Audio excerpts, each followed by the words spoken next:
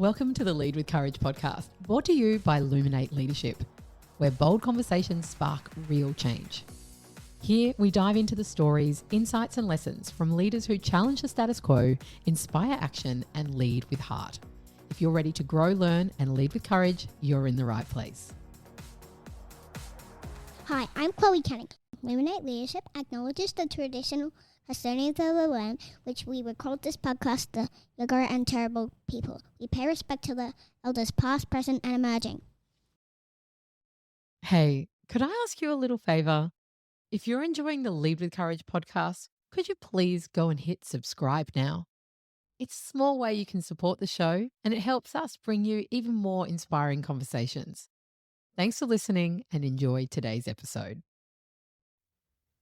Welcome to the Lead with Courage podcast. I'm really excited to introduce this guest because there really aren't many people that could share this same introduction, which is 5-time Olympian, gold medalist, the one and only Nat Cook. To sit down with Nat Cook was an absolute privilege. I've seen the work she's done as a beach volleyball gold medalist and elite athlete over the years. 5 Olympics. Can you just imagine to be performing at that elite level for so long? How many stories of mindset, grit, resilience, knockback and determination this incredible human has? Well, we jump into a few of them and I hope you enjoy this conversation. Welcome, Nat Cook. Where do we even start? You take your time. You're the boss. You're leading. That's fun. Yeah, it says I'm meant to. I'm meant to. Here I am. Model the way. Oh, Fake it till you make it. Yeah. How I did my whole life. Is it? But anyway. Fake it till you become it. Did you like that phrase? Everyone tries. Actually, ironically, everyone tries to mould phrases because it doesn't quite fit with them. And I've had fake it till you make it way back. Yeah. 35 years when I first started on my self-help journey. Yeah. They call it self-development so you don't feel Or like needing help. inner work. But it is faking sometimes the energy to get out of bed. Yep. Faking the posture that you need to show your opponent that you're not afraid or you're not weak when you come to the sporting field. You don't want to show weakness because if opposition see, smell, hear, taste a weakness, they will go for it. And then that exposes you further. So you do your best to fake everything from physical injury to mental injury to spiritual injuries. Yeah, so fake it till you make it has been my motto. And I've watched people over the years try and adapt it and soften it. Act as if and change it so that, anyway, fake it till you make it all the way for me. Welcome. 5-time Olympian, fake it till you make it, Nat Cook to the Lead with Courage podcast. Hey, Cherie, we finally got here. Finally here. I am so delighted to be sitting down with you and there is so much I want to ask you. I asked Chloe, our 8-year-old, okay, someone who's been to the Olympics 5 times, what would you ask her? And she said, did she have fun? That's Chloe's question for you. Wow. Did you have fun? I'll answer that with yes at times. Most of the time, yes. When you look back in hindsight over a 5 Olympic career, which if you do the maths, and I do that when I go to schools, I say if I went to 5 Olympics and there's 4 years between Olympics, and so maths is everywhere, 20 years of dedicating my life to be the best in the world is not always going to be fun. But overall, yes, when you win 2 Olympic medals, you win a gold medal on Bondi Beach in your home country, and then there's an Olympic Games coming to Brisbane, it can't get much better. So if I ever complain, no one listens. But Chloe, overall fun, yes, it has to be. Otherwise you can't continue to dedicate your life and the ups and downs and the roundabouts that are needed to continue in the direction. We're not always on track, but it's not always fun. And you fake it till you make it until it does become fun. One of my coaches said, training got too hard one day and often did. And he said, well, there's no point being here. Let's go and do something fun. Now, I was in a state of the opposite of that, very frustrated, angry. Do I want to do this anymore? Those doubts and questions come up all the time. And I couldn't even access what fun might be at that time. So he said, let's go and do something that's fun. I said, it's nothing fun. Don't even want to engage in the fun. And we ended up, your fun. Yeah, you said it, sister. I just didn't know whether we were going there or not. That's so not for you, Chloe. Mummy did not say that. We'll edit that out. Yeah. But I've used that word several times and and external, but we ended up going go-karting. Ah. So speed on the track, not having to listen to anything. You put the helmet on and you just go against the clock. And at the end of that, I felt like an adrenaline rush. I felt like I'd had fun. And then you can reset. So, yeah, Chloe, it's always fun. I absolutely love that. And I love that she asked her that question. Thank you. Now, we've just broken tradition here because there's always a first question that we ask on this podcast, but we'll ask the first question second because I love to get the vibe of the name of the podcast, Lead with Courage. And I'd love to know, what does Lead with Courage mean to you, Nat? I think as a professional athlete, we needed courage every day. And you would first think, if you're a female watching beach volleyball, the first piece of courage is to put your bikini on every day. No kidding. Seriously, I want to know about that. Yes. Because the pressure of your body and the appearance of that. And how you feel about yourself, and then knowing others are watching, and then trying to get the bikini right so that you don't get wedgies and you're diving around, and knowing the TV's on your bum. Yeah. My bum was filmed more than my face, and my mum used to say to me, can you ask him to take a photo of your front side, not your back side? So it was always a joke in the house. And then, of course, you're conscious of your body and what cascading steps come out of that. So the first piece of courage in leading, because you've got to get on the court with yourself and your partner, volleyball partner, because that takes a different connotation these days. Yeah, doesn't it? Yep. Is putting the bikini on. The second piece of courage is being able to stand up to an opposition that wants what you want. Yes. So you have to do the physical work so that when you're out there, you can trust that and go into autopilot on your physical work. And then your mental work comes in, and the mind games and your opposition's psychology and the game plan. And beach volleyball is like a game at chess. They're watching for your tendencies. They're watching for what you can do. They know your strengths. They know your weaknesses. There are so many angles I could take on this, but I think that leading with courage is that being yourself, being authentic in yourself, and being bold to take the first step and keep taking the steps is the courage piece. And ironically, I believe that courage can't be present in your body unless you're afraid. So if you're not afraid of something, you're not going to call on courage. So it's this dichotomy of, I only need courage when I'm outside my comfort zone or I'm on the edge of my comfort zone, because otherwise I don't need. Yeah, you don't need to lean into it because you're just in the comfort zone and everything's smooth and rolling along. Yeah, and then that builds into resilience, which is the other favourite word in leadership. And most people want to buy it off the supermarket shelf. Can't. You've got to lean into the fear, create the opportunity for courage, fail, and pick yourself back up, which is the resilience piece. And all of that to me goes round and round in circles. And most people today, I feel, don't want to look over the edge. They don't want to lean into that. Yeah. And so that I tend to go, leaders go first, courage it takes to go first. And whether that's at the buffet line when food's on, when you're there and you're at a self-development, inner work, self-healing, self-help workshop, and the food comes out and there's everyone's too polite. 100 of you and they're standing back there going, who's first? I'm always first.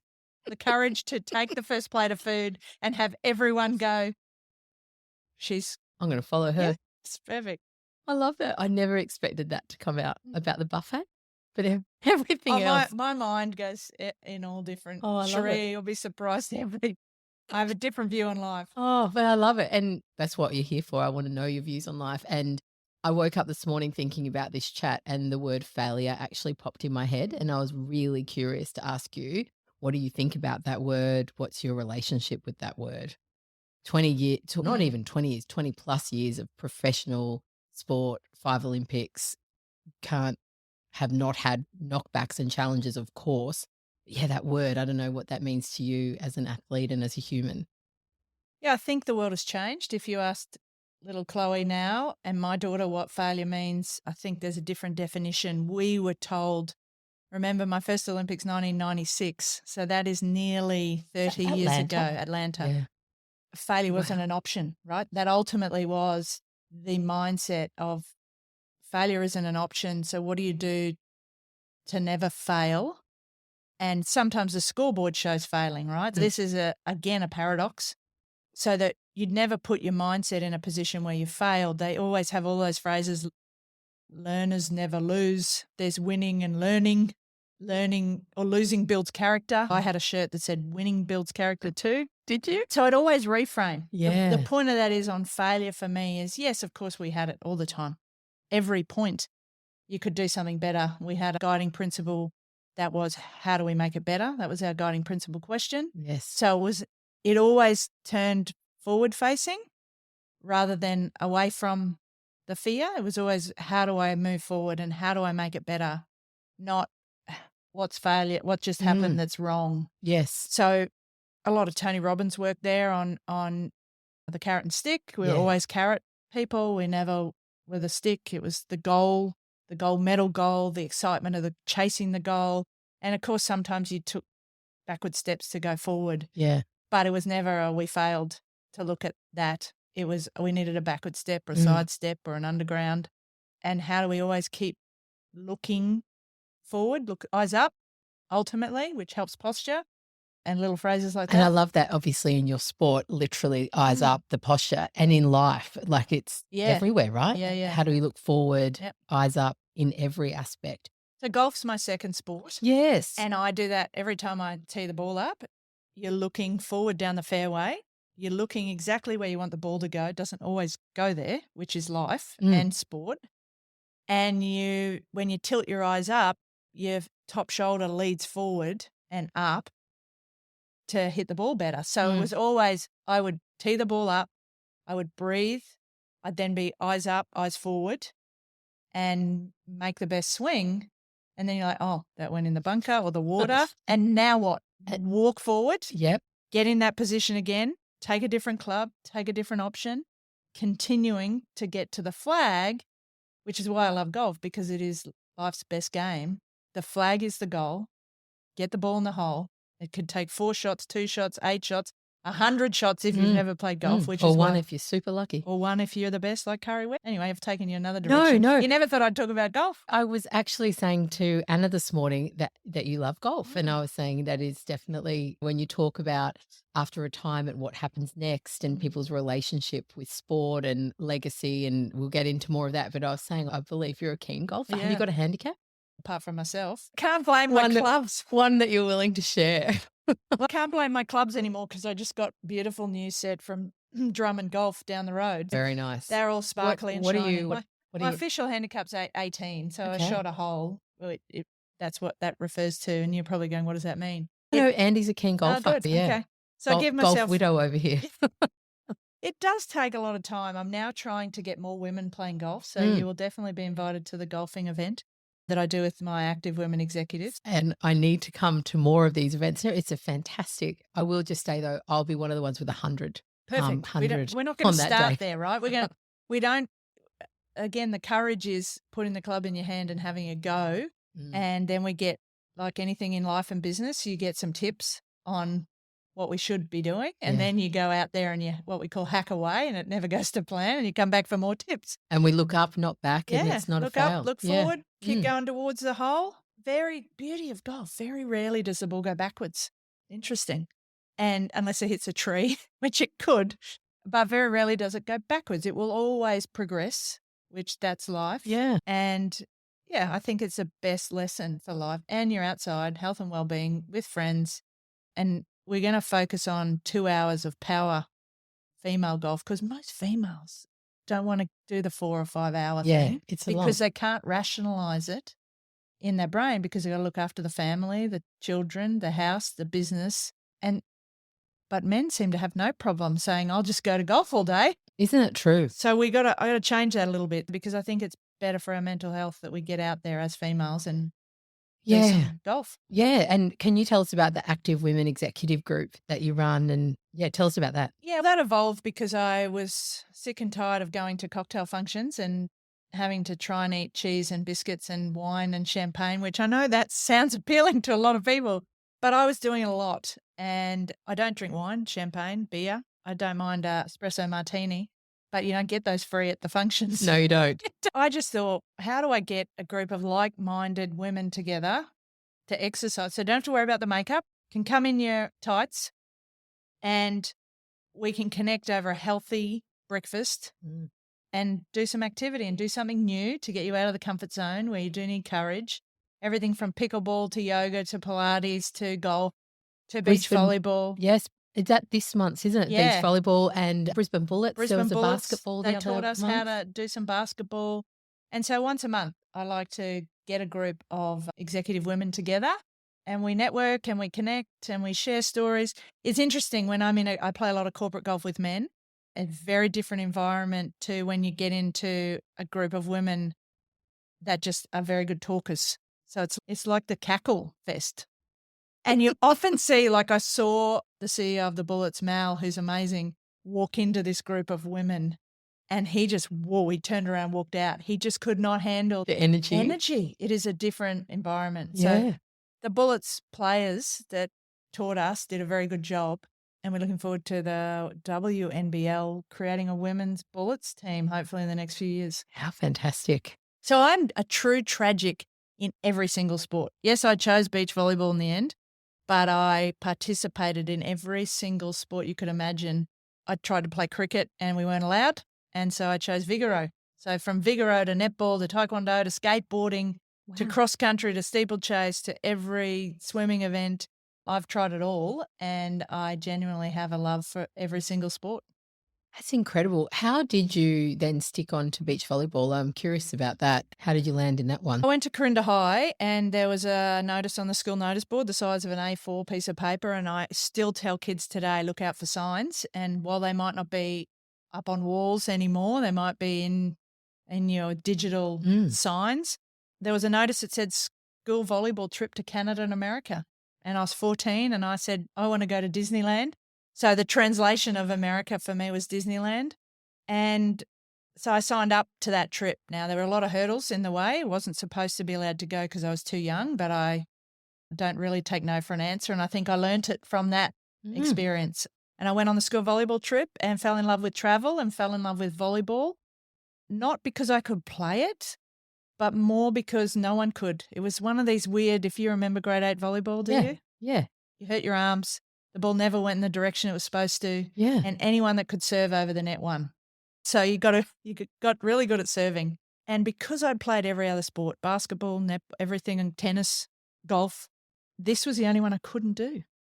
I couldn't do gymnastics either because I was too big and bulky and I couldn't roll over, but I could do the forward roll, I could jump on the beam, and I wasn't good at it. But volleyball, the harder you tried to get the ball to go forward, the worse it got. And so every night I would go to bed, have nightmares about why I couldn't play this sport. And that's what captured the curiosity to continue. Wow. I need a bit of courage for that too. A lot. So that was why and that was volleyball. And then beach volleyball was announced as an Olympic sport probably three or 4 years later. And so tell me what happened there. You're like, oh, that's going to be me. Did you see yourself on that trajectory? No, I was at that age, sort of 17, 18. I just got into UQ for physiotherapy. I wanted to be a physiotherapist. Can you imagine coming home to my dad in 1994 and saying, Dad, he thought I was going to be a pro golfer with Kari Webb because my grandparents were from Ayr. Greg Norman from Mount Isa, he was a hero of mine too. We saw more of him on TV than Kari, of course. Yep. And she is our greatest golfer ever, but not in a bank balance. That's Greg Norman's got that. Adam Scott, Jason Day, Cameron Smith. We see more of them on TV. So I grew up in that, and Dad thought I was going to be a pro golfer and win lots of money, and he was going to caddy and retire from being an engineer. And I came home one day and I said, Dad, I've found a new sport. He's again, everything. They roll their eyes. And I said, beach volleyball. I'm going to do beach volleyball. And we just won a water bottle and a hat. And I was doing physiotherapy, and you're not quitting physiotherapy to go and play beach volleyball. I'm like, yeah, more hats. I did collect hats a lot and water bottles. And we have a running joke in our house to never buy a water bottle because I have plenty. And I did literally said, I want to go to the Olympics for beach volleyball. And you can imagine the jaw-dropping silence. And originally they said no. Originally, Dad, he was a semi-professional soccer player for Crystal Palace. He's from England. He played cricket in just before you make the English team, so he was a high. Wow. But there's no money back then either. There's a sport lineage for you. Yeah, absolutely. Sporty spice. Mum was an infant swim teacher. So that's how I started in swimming. From Townsville, you're always going to swim. Dad wanted to be a cartoonist. And his dad, who was in the war, said there's no money in cartooning. Imagine Walt Disney being told there's no money in cartooning. So engineer. And so I started to get that same conversation. There's no money in beach volleyball. You're going to go to university and do physiotherapy, which I wrestled with and agreed with for 2 weeks. And then I rolled out of bed and kicked myself so hard because I'd had the dream, one dream to be a physiotherapist, long story about how that happened, and one dream to go to the Olympics because I saw Lisa Curry swim the 100 metres freestyle in the 1982 Commonwealth Games on TV here in Brisbane, ironically. Wow. I was in Townsville watching her in Brisbane and I said, I want to do that. So at this juncture, I was doing my physiotherapy degree, which was one dream, and had the opportunity to now go to the Olympics at the same time. And I'd said no. And then 2 weeks later, I said, Dad, I got to go. I've dreamt about this. It's right here. A beach volleyballer at the time. There weren't many. There were 2 in the country. She had picked me out of a lineup in a volleyball gym and said, I want to play with her. I was 18. Wow. And so I must have had the right attitude, You had the right tune, Yeah. the right swagger. Yeah. And her name was Anita Palm, and she went on to play in the 96 Olympics as well, but we weren't in the same team. But she pulled me out of the lineup at the Queensland Academy of Sport over there at Nathan, QE2, and that was the start. So Wow. off I toddled. Wow. Quit the UQ program. Did you ever take up any study after?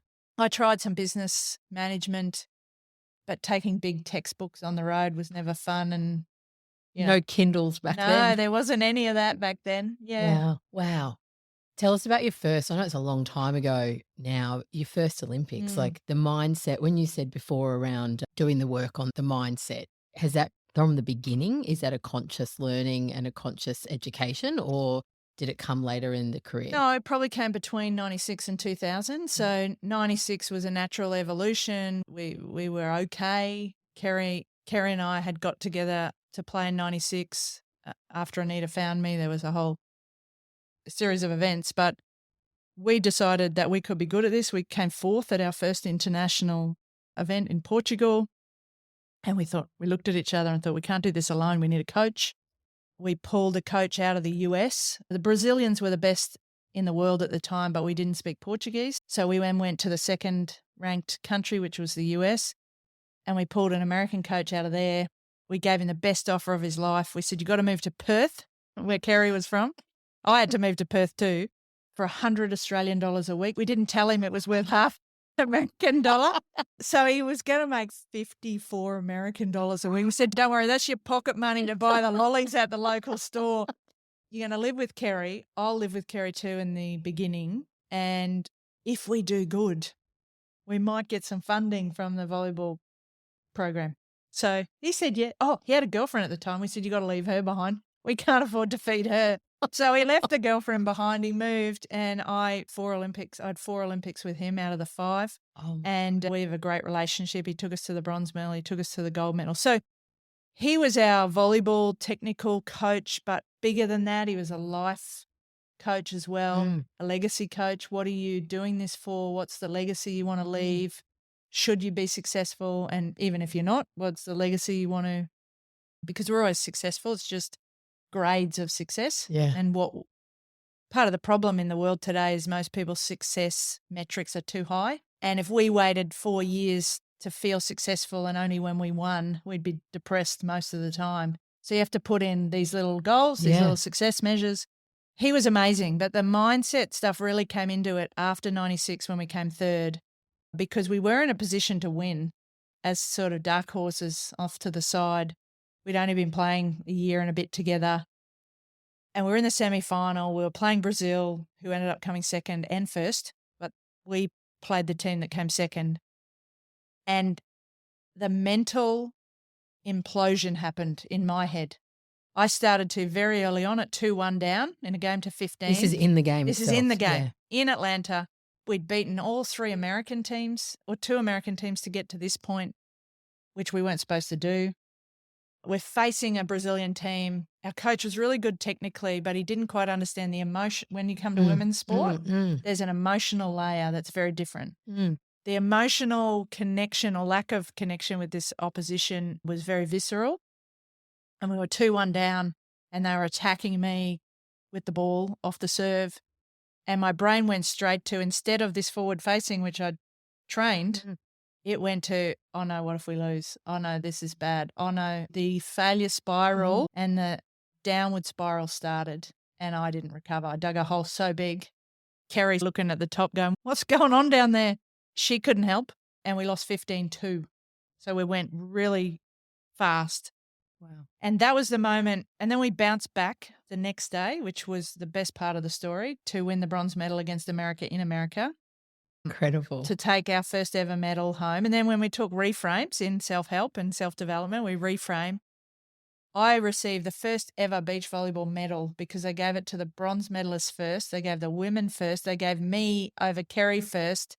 So I always think that I got the first ever medal handed out for the sport of beach volleyball. And that helps your posture. It helps your forward face. My posture just changed. I'm just sitting here going, yes, you did. Yeah. And yes, I keep telling Cherie she got the second one, but that's all right. She's still working on that. Yeah. But the bounce back there was important for the courage and for the resilience and for the confidence. There's a process that we went through for 24 hours there of still feeling a bit depressed and I don't want to play again because what if I lose again and come fourth? An athlete's worst nightmare is fourth because he's so close to getting something. Yeah. So we got through that and then I realised something happened in the brain and how do we explore that so that doesn't happen in Sydney? Yes. And give myself the best toolkit. And we found a gentleman by the name of Curic Ashley who was sold himself on a world record firewalker. And that whole Tony Robbins philosophy. I've done that at Tony event. It's amazing. Yeah. So I discovered that, and that's where the training began intensely and more focused on the mind than the physical. Because we were doing that daily. We were doing the dig, set, spike, repetition, understanding the strategy. But how do you understand what's in the 6 inches between your mind and to not spiral down again when you're in Sydney in front of a home crowd? So we spent a good 3 years bolstering the 6 inches between our ears. Wow. And has that ever ended since? No, that's an ongoing work. It was so strongly embedded in us. I can do it with the click of the fingers now and all the triggers and the anchors and all the things you learn, the routines, the affirmations, the phrases, putting signs around so that you see it subconsciously. Yes. I am awesome, the I am word, the power of I am and what we put behind I am and using that. Yeah, all of that is a lifetime of work, but it happened strongly between that period of 96 to 2000. It's pretty powerful. Incredibly. I'm from Sydney and Sydney 2000, I was working Circular Quay at the time. We went to a few events. I did not see you live. I'm sorry. Being part of that environment of Sydney 2000 was as a guest of the Olympics was something so special. As a Sydney sider was incredible. What do you remember from that time and I guess leading up to your gold medal and the weight you hear in the press and the media often observing sport, the weight of the nation and that pressure, was that real for you? Was it on the radar? Were you getting a lot of pressure? Did you allow it in? Yeah, what was it like for you? Yeah, I think everyone has a different sense of how they deal with that. Cherie was very insular. She liked to build a tunnel and keep the noise out, whereas I like to orchestrate the crowd. If I was inside my own thoughts, hence the work done on the 6 inches, if I was in there myself with no exit, I could implode again. So that was the work to understand how we're all different. And when you're in a very intimate beach volleyball partnership where there's only two of you, the coach can't interject. They're not allowed to comment. They're not allowed to yell things out. They're not allowed to give signals. So you're literally, after you've done the work with the coach, you're on your own with Cherie. And I refer to Cherie because she was my most successful partner. But Nicole Sanderson and I went to Athens, and then Tamsin Barnett went to Beijing and London But Kerry and I were the most successful, so that's where obviously the grooves of recognition are embedded. It really was about, we had psychology, traditional psychology, and then we had the success coach Keurig, and how we reframed the pressure to, instead of the pressure from coming down on your head, how do they uplift you from the ground? Oh. So very different feelings. As soon as you get that, though, it's like I'm being uplifted by the 10,000 people in the stadium that we'd never played in front of. We'd never had that level of a local crowd. Usually have 2 Aussies in the crowd in Brazil with 10,000 Brazilians. Is that your family? Yeah, mum and dad, which are they're too nervous to cheer.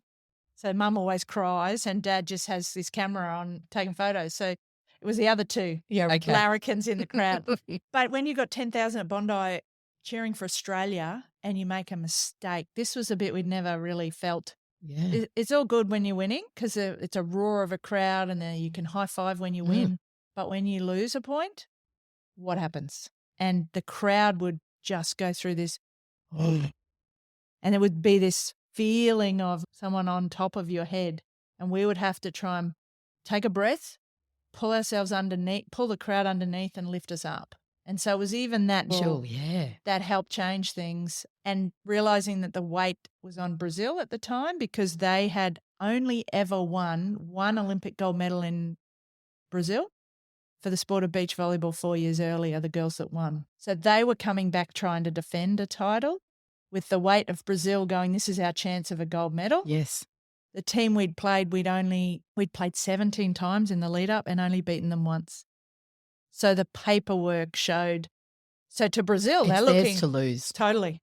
And we knew that. And how do you build a psychology around that? And the coach training that, looking for them riding the wave to a point where they're going to feel that weight because they hadn't done the training we'd done.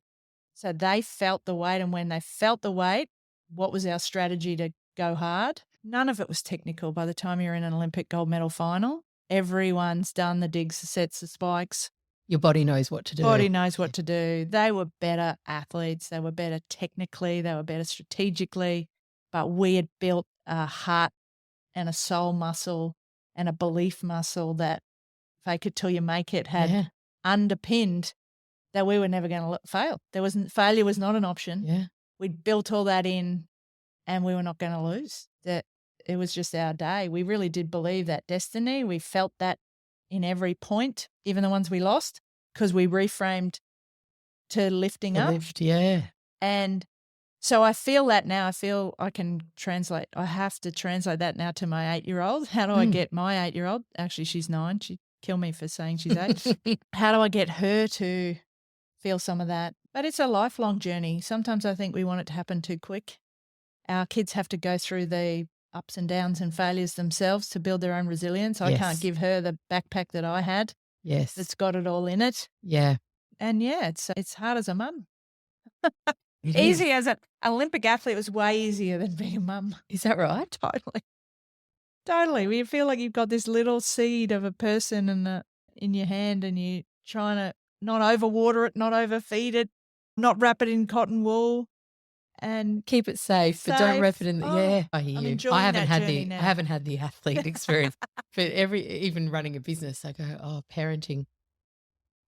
Yeah. At least when you run a business, you can hide in the pantry. You can't do that when your bum's on the screen. Yeah. Wow. We're in 2025 now, so 25 years ago. Does it still feel, can you still feel the feeling of standing on? It's very visceral. I getting can feel that gold medal around your neck. Feel the sand between my toes. And again, in NLP, that's what you train, right? You feel it, you're trying to feel it, you're trying to smell it, you're trying to taste it. I would even eat gold. I would wash in palm olive gold soap. I would surround myself with gold so that we would see all of those vision boards. They are real. They do work. And whether it takes a little bit longer than what you'd like in a plan, they work. So I can feel the breeze. I know exactly where mum and dad, I know which end we were at. I know the beach side. I know the score. I can hear the crowd. I can feel it around my neck, which is something you never, in 25 years, I'm 50 now. So it was half my life ago. And what's more important is the people that were in Sydney feel the same. They don't feel that expressive experience, but they feel, I know where I was when you won. Most of them were on their way to Kathy Freeman to watch her because we were on the same day. So we were famous for 4 hours.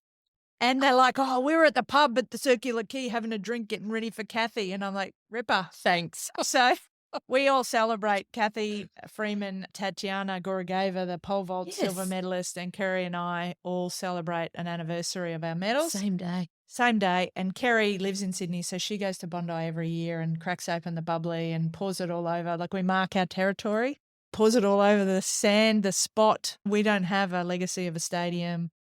We don't even have a plaque on the wall that says Cherie and Nat were here, which that would be nice. But one day, can you make that happen? I'll make my own, maybe. Yeah. There's only so many letters you can write, battles to be won, but that's an important. So we go back this year, September 2025. It was the same. It's the 25th of September, 2025. 25 years on, we're making a huge party at Bondi Beach. Surely there's got to be a plaque at this party now. I'm going to make my plaque and I'll take it with me. And even if I take a laminated picture, yeah. There's some blue tack. Yeah. Once we had a mural on the wall once, so we paid for ourselves for the 20-year anniversary during COVID. So we got a little guy went and painted it for us and took a photo. I didn't even get there because it was COVID. So that's why the 25 years celebration will be special. We'll invite the public down. We might play some beach volleyball, have a barbecue on Bondi Beach if they let us. That's incredible. And celebrate something that will last forever, which is the Sydney Games, from volunteers to work. The amount of people that come and say, I was part of the team, I drove athletes, I volunteered or I worked. We are creating that again, 32 years on, future pacing into Brisbane for the same opportunity for the next generation. It is very much a golden opportunity and we're very excited. Yeah, I agree. And we're going to jump into that conversation in a second. I'm having like flashbacks. I literally worked at Captain Cook Cruises on jetty number 6 in Circular Quay. And I was the reservations, I think I was 19 years old and I was having great old time at Circular Quay at night time, let me tell you, in the Heineken house. And, and I remember Inge de Bruin and Peter van Hoogenband came on to one of our cruises. They were winning all the medals for Holland at the time in the swimming. And we had all these teams because who didn't want to go on Sydney Harbour? Like, all of the athletes are coming to see our beautiful harbour. And we hosted all of them. And it was one of the best fortnights of my whole life. It was unbelievable. Yeah. Unbelievable. And I'm so excited. And now thinking about our girls and what age in their schooling years they'll be in high school, we'll go to all these games, like to have it here in Brisbane is which will set themselves up for that feeling for their next 20 years and beyond. It is so special that we are only the second country in the world to hold the games 3 times, but we are the only country in the world to hold it in 3 different cities. Yeah. So the US is the other country, but they've had Los Angeles twice. Yes, okay. We've gone Melbourne, Sydney, Brisbane. We're moving up. Cairns, we're coming for you. Yeah, we're coming for you. And it is special. The new IOC president, Kirsty Coventry, is from Zimbabwe, the first female president of the IOC in 131 years, only 10 presidents. She's a swimmer. She went to 5 Olympic Games. Her first Games was Sydney, and she will be here for 30. So I feel I have a fairy tale in my journey of going to 5 Olympics, winning 2 medals. I think she's won 7 medals because in swimming you're allowed to win relays and many more. And I feel like we have a similar story, but to have her as the one of the most powerful now women in the world, leading one of the most powerful organisations is super exciting. And our girls get to see that. Yes. They can now say, I want to do that. Yes. And that's why you have to see it to be it phrase has been so powerful and coined. And so what's going to happen, that just leads to what's going to happen from 32 out for the next, we're 25 years on. So 25 years on from 32, our daughters are going to be 33 in the prime of their life from this seed of an experience that people, they wonder, why are we doing the Olympics and Paralympics? This is why. Because the Olympics infiltrated a large part of our population and it makes us stand taller. when we hear our national anthem and Yes. our athletes win. And who's going to win in Brisbane? Which sports are they going to come from? We've now got the announcement of a new aquatic centre, which our water polo girls came second in Paris. What are they going to do in 32? Our divers, we've got a young diver, Maggie Gray, who just won a junior world title in South America that we support in the Aussie Athlete Fund. Is Maggie going to make it, right? Yeah. BMX riders, Holly from Ipswich, who's from when she was 2, she was going down on a plastic bike down the Ipswich track, to Gout, who's could be the fastest man in the world. Wow. And it's so exciting, so exciting. And you don't have to be an athlete to be a part of it. Yes. You can.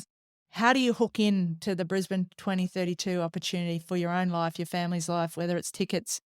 Don't leave. The number one thing, don't leave the city. Don't flee the city. Stay and be part of this experience. Yeah, and that's a really interesting thing because I recall leading up to Sydney 2000, there was a lot of chat of take leave, go on holidays, leave the city. And for those of us who stayed, that was literally one of the highlights of living in Sydney and will always be. And yeah, no, let people come and stay in your house with you, but don't go. Yeah, you sleep on the floor if you want to charge them double for your Yeah, bed. yeah. Don't But stay in the garage. Stay Yeah. in the garage. Yeah, the experience is life-changing. I can't wait. And you're very heavily involved now, both here, I believe, on the board, and I really want to speak about the Aussie Athlete Fund because one question, and look, I'm probably just future pacing this and you fill in if there's anything in the middle, but at the end of your athletic career and that whole piece of legacy, and you spoke to that earlier, talking about why are we doing this, what's this for? I've had great chats and I love Libby's podcast, Libby Trickett's podcast around the All That Glitters and talking around retirement for athletes and the mind fuck at times, I guess. Like you've got such a clear focus of what you're there to achieve. She's about to have her 5th kid, so that's She a mind is. fuck. Isn't it? Again, she's gone on the Olympic childbearing tour. Has she? Big shout out to you, Libs. I saw her in a picture today. Her youngest covered her in stickers and it's the only way I could lie down for 5 minutes and my literally head to toe covered in stickers. I think she's weeks away from having her 5th baby. Oh, my gosh. So big shout out to you, Libby. But that's something that I really find quite interesting. And then if we fast forward to where we are now and what you're doing with the Aussie Athlete Fund, did you know what happened when you retired? What was that process like for you? And then we can jump to where we are now. Yeah, it could be a part 2 as well we could go on for ages. I truly believe now in hindsight, the transition piece is a piece that needs to be at the beginning of the journey, from the 8-year-old athlete that decided I wanted to go to the Olympics, and how do parents and families get prepared for a transition? Because it will come, full It will stop. come. And now this is an interesting comment, lucky or unlucky enough to go to 5 Olympics, because however you view it, ultimately the framing, I retired after 5 Olympics, the best 20 years of my life, and I wouldn't change it. But I retired $300,000 in debt, no superannuation, no university degree, no job, and starting from nothing. So I spent my career building networks. I didn't know that was going to be the most powerful thing. It was how we fell into it. I learned how to fundraise because my mum and dad said we can't afford to send you to Tasmania for $1,000 when I was 15. For my first volleyball trip. We went to the Canadian American thing, but we fundraised at Corinda High. The school raised $50,000. It only cost me $500. So mum and dad, and then I come back and say, now I've made the volleyball team for Queensland to go to Tasmania and it's $1,000. And I guess mum and dad angst over it for days till they go, this is our future. Again, looking at the transition and the start of it for families, how they could see the probable future being them being broke, right? And how do you mortgage houses? And we have parents now with double mortgaging houses and kids in the family not eating properly to give more food to the athlete. I'm hearing it every day, which is partly why I've taken on the legacy of the Aussie Athlete Fund. But for me, I learned how to ask for money. I learned how to fundraise. I learned to be okay with no. I learned to ask better questions because the quality of your answer determined by the quality of your question. All of that's a whole other podcast. But we fundraised for 25 years. Wow. And from selling raffle tickets to car washes to In now your bikinis? that's right. That's how you don't wet your clothes then. More at school then, so not really. But the modern day fundraising is so powerful because it's digital. It's tax deductible for our athletes. It was never for me. The Australian Sports Foundation offers an opportunity to have DGR status for an individual athlete. Wow. Trying to make it. You have to go through the process. You have to go through a criteria. You have to upload your things, and it's all governance. And anybody in the community can donate to Holly and Maggie and Amelia and Cedric. And so as an individual, whereas in the past it had to be sport-based. So that's very powerful. That's what I've picked up on the Aussie Athlete And then it's Fund. the personal branding of those and then individuals. how they build their person, how they tell their story. In teaching them to tell their story, it's setting them up for maybe job interviews. Yeah. It's setting them up for other things along their transition pathway. And we don't know whether they're transitioning after 1 Olympics or 5 Olympics or 5 children, Libby, because she's still transitioning. This is when you commit your life to an Olympic or Paralympic pathway, it's hard to, every 4 years it comes back up. So the PTSD comes back up of what happened at the games. It happened for me after Paris. I took my 8-year-old at the time and my wife Sarah, and we had the 3-month experience in Europe, and we were at the Olympics and Paralympics right to the end, opening ceremonies on the river in the rain. I followed along on socials. Yeah, It was incredible. had the best time, but I had the post-Olympic blues again of being a spectator, but also tapping back into what my experience was. How long did that last for you? It's probably still going, and where are we? We're 9 months post-games.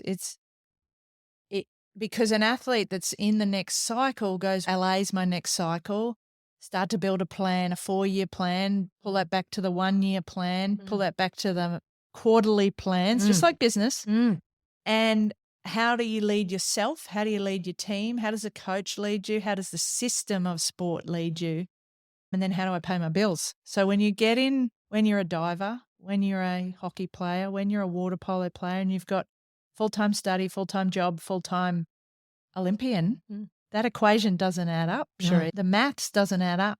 No. And so often they live at home. There's the parenting, the bank of mum and dad. Mum and dad go, we can't afford it, but you can live here for nothing. Some of the athletes are still paid rent because they need to support the family mortgage or the family rent. And it's a struggle, and it's not often talked about. And that's what I'm providing for the athletes, the lens for me to advocate for them on a group level. How do I get group buy-in and then distribute it while they're out there training? Because they don't have time. They're exhausted. They then go, as a young athlete, how do I talk about myself to ask for money, then get a no, and then have to deal with the confidence, all of that cycle. So there's so much psychology layer to it. How do they introduce to a network? Yeah.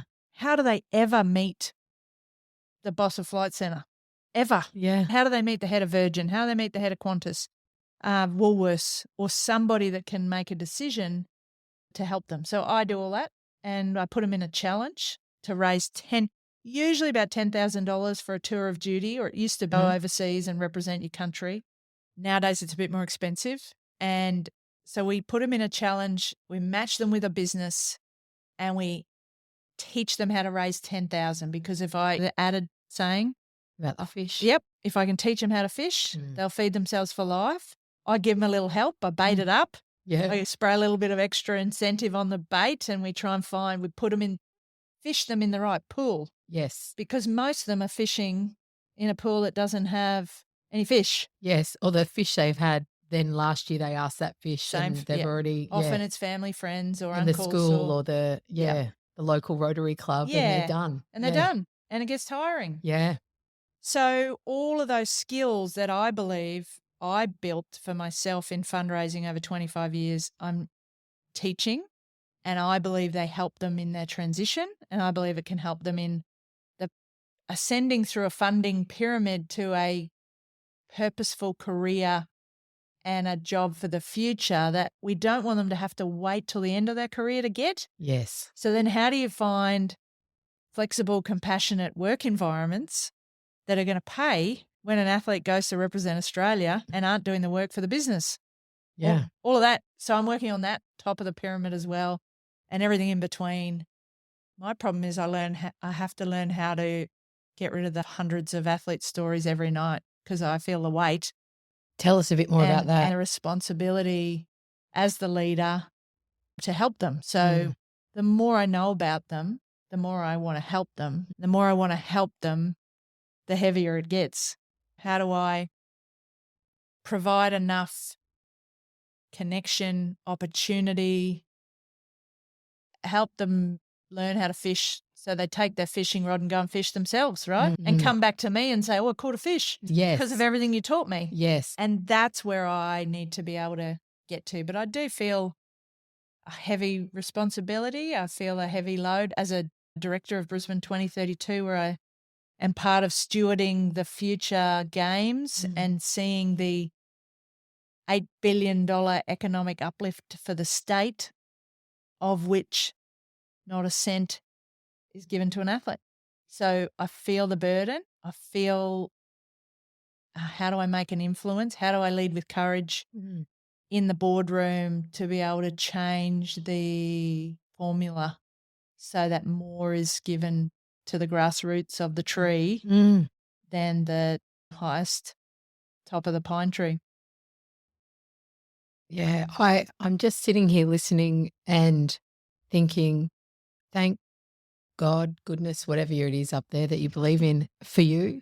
And the fact that your heart and desire is so strong to want to make this difference, and thinking about that pressure on those families, those athletes, like they've got enough going on to actually just be great athletes. And wow, how lucky everyone is to be connected to what you're doing and that passion. It's incredible. And I imagine it is a lot to hold. Yeah, it does sometimes feel like a burden. When I'm in good shape energetically and I've got to take care of myself, Yes. I feel like I'm a superhero and I can do it. But when I'm having trouble with my daughter or my health, then it gets harder. So we have to, as leaders, take care of ourselves first. We have to fill our own cups. What's in your strategy for that? The active wellbeing executive, active women's executive, golf. It gives me great thinking space. It gets me outside for 5 hours. How often are you playing golf? At least monthly. Yeah, okay. I can then pull myself out of being in the business and get a better helicopter look of. And one of the questions I'm asking myself right now is, how do I 10x this rather than bouncing it along the bottom at how do I get a little bit better? How do I get a lot better? And how do I impact this out? Because we're running out of time. Yeah. It is a special 7-year mission for me. Yes. I'm going to commit my next 7 years to the end of 32 to make sure we get the best on the field, in the pool, on the track, in the sand for our country that is ultimately going to uplift the nation and its confidence for the next 40 years. Yeah. And that's why I believe there is a responsibility for small, medium, large businesses to get in and adopt an athlete or help them on their journey or provide networks or mentorship or money. We like money. Everyone's there to give a free thing. I cannot take any more free water bottles and any more free hats or any more unless your free thing is product from the bank. Or travel. That's going to help them travel or accommodation. Yes. So one of the first things I was taught by a mentor was write a list of everything you and your family pay for and then go and work on getting it for free. Yeah. So groceries, massage, physio, protein supplements. Yes. All of those things, your uniforms, your sunglasses, a bikini. Thankfully, I didn't even need shoes. So mine worked out pretty cheap. But imagine a kite foiler or a BMX rider with $20,000 to $25,000 worth of equipment. You know, that I don't want an athlete to ever say, this is the mission. I don't want our athletes to say, I quit because I didn't have enough money. They were in the talent pathway and in our categorisation system and identified by the Australian Institute of Sport or the Queensland Academy of Sport or the national system. And then they say, I was pretty good. I could have made it. I stopped because I didn't have enough money. Then I failed. So that for me is the benchmark. How do we elevate the green and gold jersey? How can I leave the jersey in a better spot? Which is what I got from my favourite book ever, the book called Legacy, which is I feel like I might be over there. Rugby union book from the All Brilliant Blacks. Book. And it said, if you're an All Black, how do you leave the black and white jersey in a better spot? And I instantly reframed that to how do I leave the green and gold jersey in a better spot? And that's ultimately why the Aussie Athlete Fund was born. So my transition was right back at the beginning, learning to fundraise. I became a professional speaker. You've probably picked up I haven't stopped talking. Take a breath. That is what you're here to do, so that's okay. On stage, I still do it. I don't do it as often because it takes a lot of energy and I'm spending all of my energy in raising money for the athletes. But I do that from stage.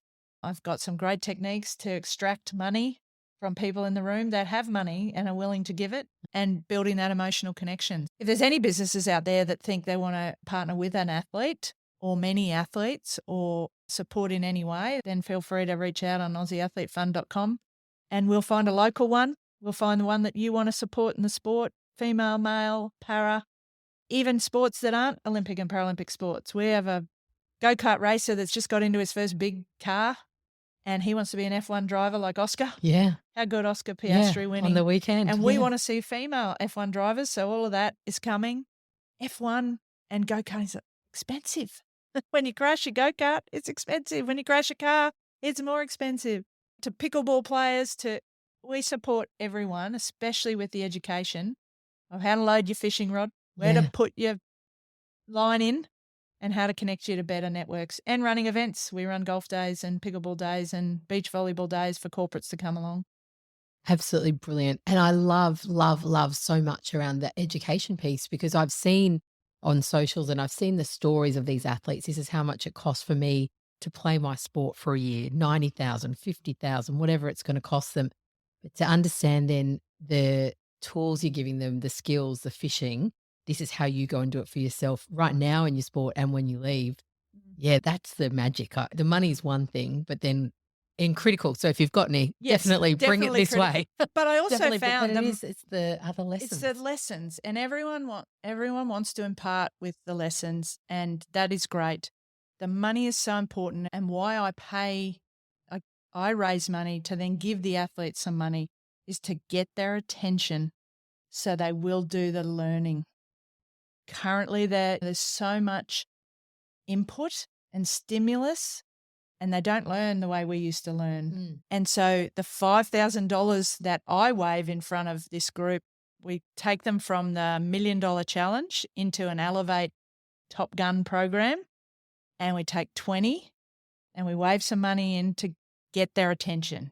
If you sit in this program and do as I show, and I don't ask them to do anything I haven't done or are prepared to do with them, which is why I continue to ask for money, continue to ask for free stuff. If they do the work, then I know they can fish on their own. Yeah. If they don't do the work and they rely on me putting the fishing rod in, then I've failed again.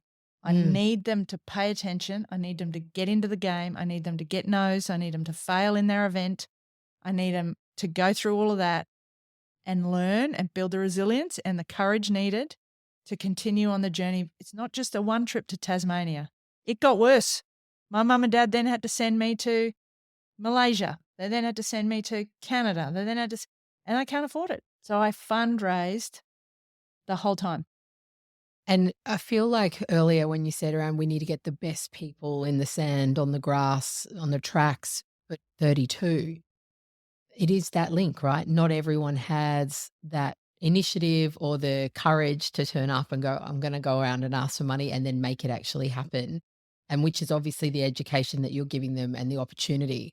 And also it's a distraction, isn't it? I think around, if you think about even just studying at school, if then you've got all these other things happening outside of your study, you're not really focusing just on the study. And so for these guys with their training and getting themselves prepared, if then they've got all of these distractions or stresses or anxieties on top, and then their families, that's a lot for them. And these young people, that's a lot for people, a heavy burden.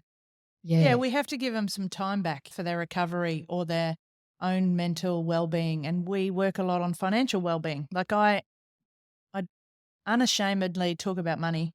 My dad told me there's 3 things you don't talk about when I was young: money, religion, and do you want to guess the third? Sex. So, of course, I wanted to talk about money, religion, and sex. Yeah. So I got more attracted to money in the end, and that was where I put my attention. And often the exhausting part when you have to So times have changed. It's getting harder to win. It's getting harder to win. So they have to spend more attention on that, and then they have more recovery time, more well-being time, and then they have to go out and work to bring the money in, and that's more exhausting. So people will say to me sometimes, oh, but it's character building. And I'm like, there's enough building of character in all those things I just talked about. Yeah. If we can give them a little bit of money to get their time back and to spend on making themselves better, then Australian athletic performances are going to be better. And that's anyone that comes to me with that, I feel like I want to turn into a boxing kangaroo and start punching them in the Oh my gosh, noggin. I'm feeling it. I'm shifting in my seat going, the Brene Brown quote that she always quotes around the being in the arena, that I imagine people who say, oh, it's character building, I imagine they haven't walked that path. That Or maybe they Great have. observation. Great observation. Ironically, there are some that have and Or go, maybe it they're was real hard old for me. school. They go, Mm. it was hard for me, and So maybe they'll- it should be hard for them too. We are in a different age with different distractions and Yes. different obligations on Pressures. our young people. Mhm. And we're putting the pressures on them younger. And we have professional sport dangling carrots. Why wouldn't you? Why wouldn't I tell my 9-year-old daughter to play AFL? Or that wasn't available to me. There's a carrot of a promised land that when you win medals, when you win Olympic gold medals, then maybe you'll make it. You'll make it with a sponsorship endorsement. You'll make it with, I don't know where it was coming from. Both Cherie and I stood there with our begging bowl after. And what happened after Sydney, which is the other bit, excuse me, that I'm afraid of for 33, that I guarantee there aren't many people thinking about it, is the sport funding fatigue that happens in 2033 that goes, we've just given 10 years and the Queensland government, we've just given billions to this through infrastructure, through everything else we've done, and we're going to go and put our money somewhere else now. And so the athletes promised the promised land, like Cherie and I on Bondi Beach, standing there in our bikini going, we've made it. Surely our buckets are going to be overflowing like a slot machine. No, everyone was fatigued. They'd spent all their money on sport and they went to the arts, music, and the ballet. And I get it, but I'm afraid that's going to happen again. And so we've got to build enough of a war chest as well to be able to continue to support for those that get inspired from Brisbane 2032, that want to have a crack themselves for the next 2 decades. There's going to be nothing left. I have a fear, and it's causing me nightmares. And so I'm in that process too, trying to change the whole system, Cherie, trying to do it courageously, trying to not get too dysfunctional or emotive when you're talking in the right spheres. You have to lay a case. Yes. You have to have research. You have to have data.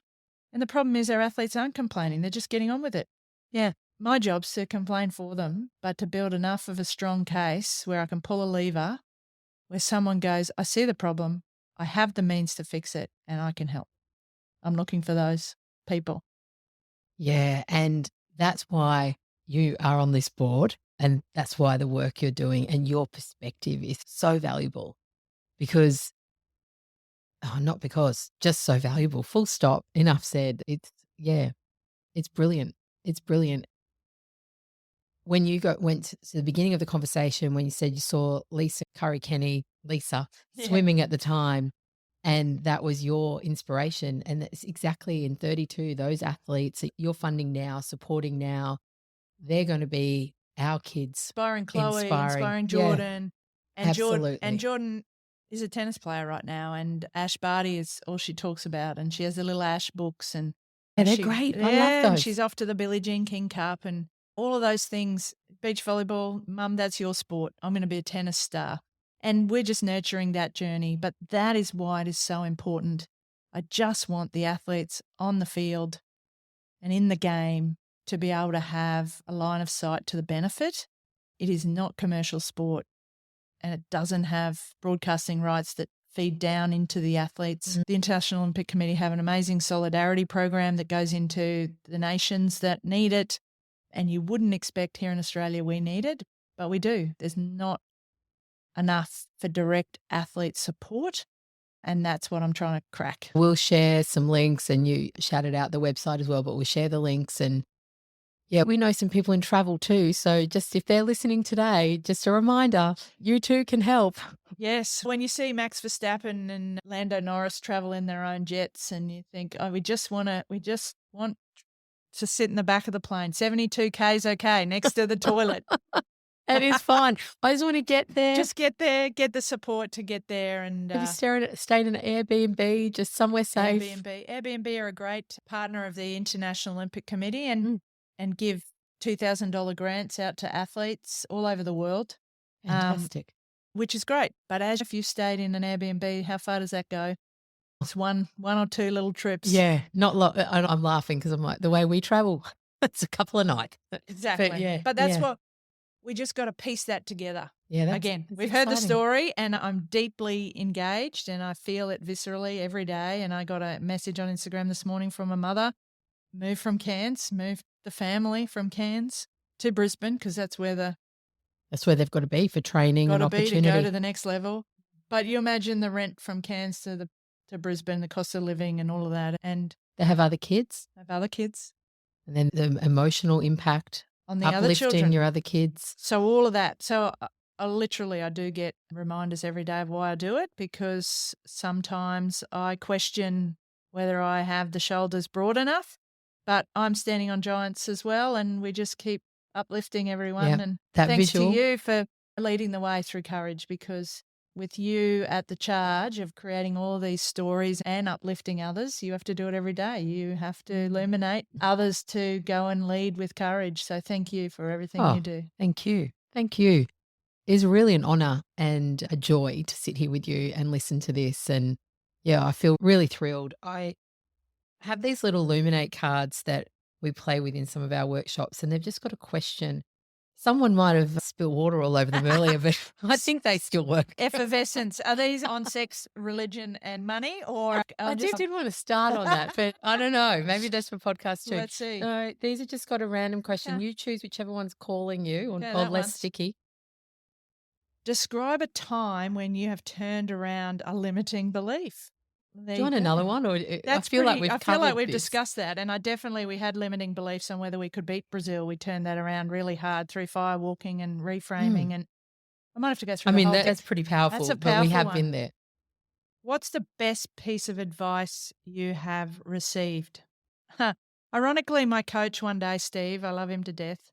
He was not only my volleyball coach, but my life coach and my legacy coach. He really did ask the question of, what are you going to be remembered by? That whole, if anyone was standing at your funeral, talking about you, writing your own story, narrating it.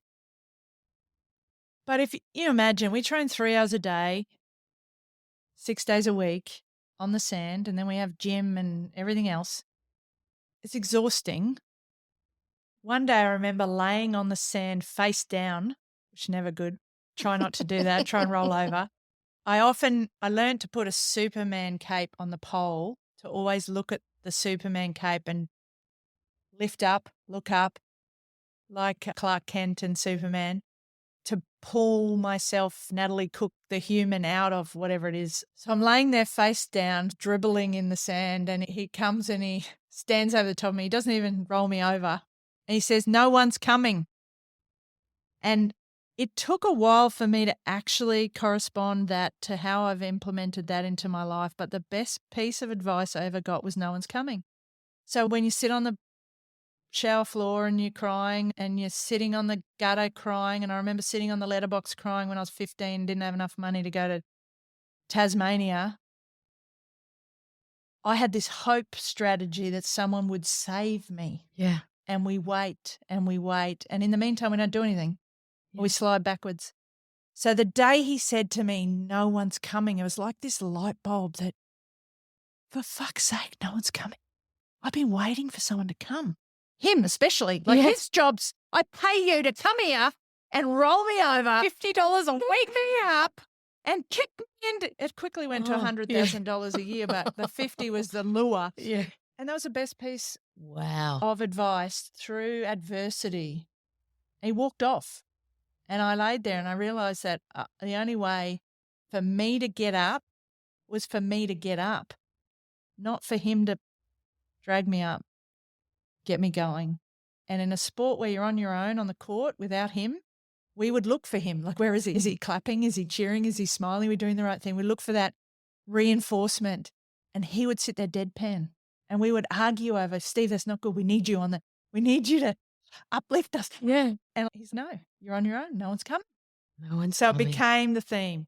Best piece of advice, no one's coming. If you want it, you have to create it. You can pull on all the help and the support and the mentors and the team. But at the end of the day, no one's coming. It doesn't mean you don't cry. It doesn't mean you don't lay face down in the sand. It doesn't mean it all goes to shit, like Libby getting stickers all over her for the day, but it's the best 5 minutes she's had to lay down. All of that goes on too. There is doubt. There is fear. When there's fear, you need courage. All of that shit show goes on in the cake, in the baking of the cake. And to light the candle, no one's coming. Get on with it. That's what I feel for my athletes. That's what I feel like I do with the Aussie Athlete Fund. No one's coming. So I'll go and do it for them and we'll crack on. Incredible. That is the way to end. Thank you. High five. We do that in beach volleyball all the time. Yeah. Can we do that high again? five. Yeah. And high-fiving when you're winning is easy, but can you high-five when you lose? And that is what pulls you back up into the frame of eyes up, looking forward. Always high-five, even when it's turned to shit, because it gives no one's coming. Failure's not an option. Fake it till you make it. And always high-five, even when you're losing. And eyes up. Plenty there. I reckon you might have done this before. Yeah. Over to you now. Over to you, because no one's coming. No one's coming. Nat Cook, you are an absolute legend. Thank you for spending time with me today. And I hope that the listeners enjoyed this just as much as I did. Thanks for being here. Thanks, Cherie. Another one. Cut. And that's a wrap on this episode of Lead with Courage. Thank you for joining us. At Illuminate Leadership, we exist to inspire and grow the leaders of today to create a better tomorrow. We believe that the people are the number one asset in every organisation, and we're here to support you in developing yours. You can see all the work we do on illuminateleadership.com.au or across all of our socials. If you found value in today's episode, we'd love for you to follow, rate and share the podcast with others who are also passionate about leadership. And until next time, keep leading with courage.